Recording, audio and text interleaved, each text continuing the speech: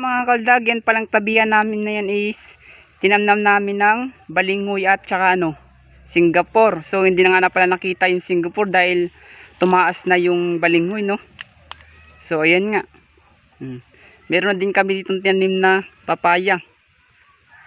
Yan. Maliit pa lang yan, tapos meron ng bunga. So ayan pa rin yung aming tinanim namin na kamote. Kaunti lang yan na tinanim namin, tapos ngayon marami na. Yan. So meron din kami ditong tinanim na sili. Nakakuha na kami ng bunga yan, kaya wala pag sa gaanong bunga dahil mainit ang panahon, no. Ayan guys. Yan. Kukunin ko pa yung pichay na yan. Ayan. Sikat pa rin ang araw. Alas 3 na.